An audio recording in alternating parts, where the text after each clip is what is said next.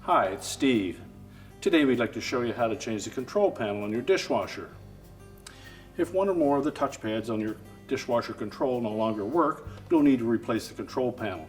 It's a really easy job. Let me show you how we do it. Now before we begin this repair, the first thing we'll need to do is to disconnect power to the dishwasher. So locate your electrical panel and turn off the appropriate breaker or remove the appropriate fuse. Once we've done that, we'll open up the dishwasher door, and then we're going to remove the screws that secure the inner door panel to the outer door panel and control panel. And typically they are a number 20 Torx screw, so just go ahead and remove them all. Just go ahead and remove all of the screws. And take note that there may be 2 or more longer ones. And make sure you know or remember which location those are in.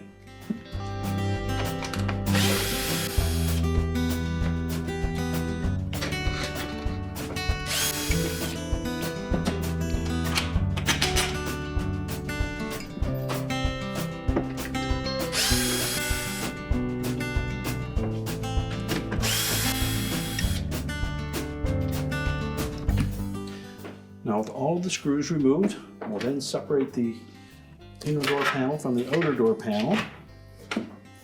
You may wish to disconnect the harness to the dispenser, and then you can set that panel aside.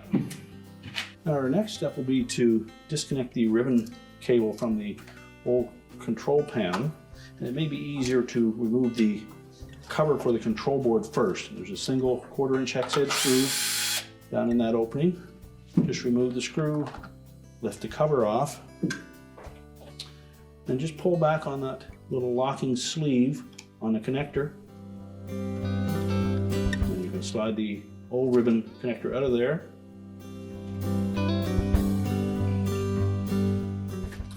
We can then remove the 2 screws that secure that control board housing to the control panel. And just lift that away. And also take the door latch assembly and just lift that out of the opening and tilt that down out of the way. Just peel back the insulation, and that will expose the 3 mounting screws for the control panel. Simply remove all of those. Now we need to pull that outer door panel up and away. Release it from these 2 screws on the top. We'll just set that panel aside for now.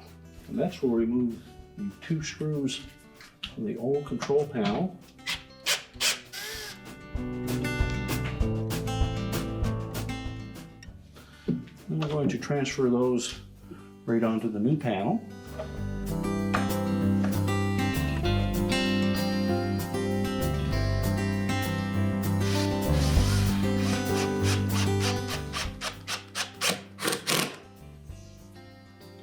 You'll note that there is a shoulder on those screws that will prevent them from going in too far.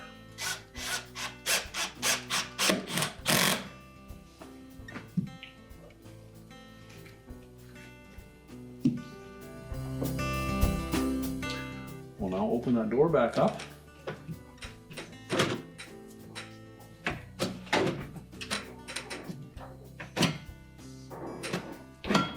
And you can slide the old control panel out and discard it.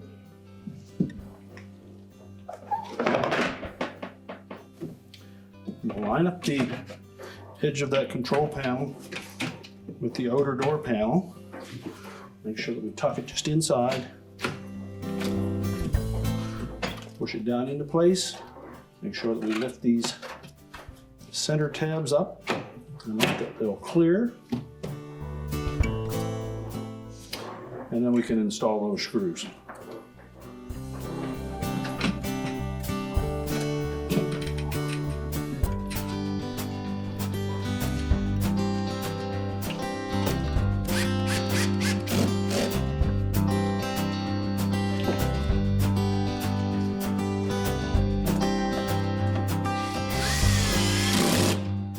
once you have those 3 screws installed, we'll just carefully tilt that door up, and then we'll reinstall the outer door panel. Take note that we have 2 of those large screws on the bottom that will fit into these keyhole slots. And then top will sit over these 2 screws here. Let's make sure we have it flush up against the panel.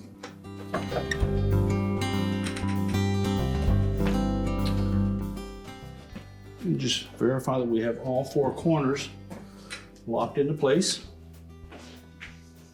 Now we can tilt that door back down to a full open position. Now that the outer door panel is secure, we're ready to start reassembling on the inside. So we'll begin by lifting the insulation back up into place. Make sure that we lay the ribbon connector on top of that. We can position our door latch, line up the 2 screw holes, and it should fit these 2 little round axles into those sockets. And that will hold it in place. We'll then lay the control board onto the control panel, line up the 2 screws.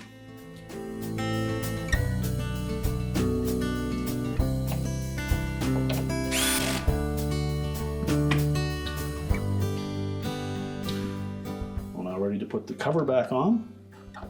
Just line up the tabs on the rear, tilt it down into position, and install the retaining screw.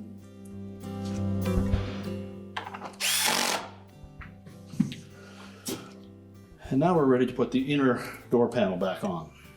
So just position that inner door panel so that we have enough room to reconnect the harness to the dispenser.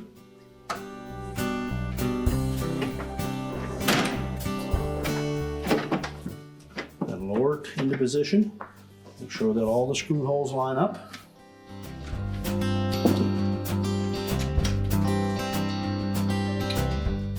And then we'll secure it.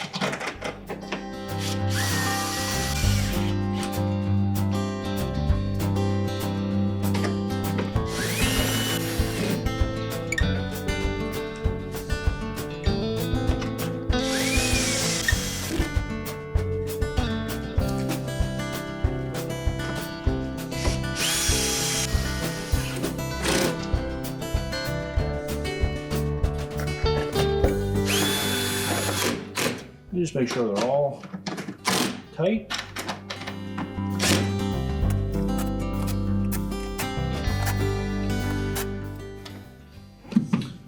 Once we have all the screws back in, we can close the door up. We're now ready to reconnect the power, and your repair is complete.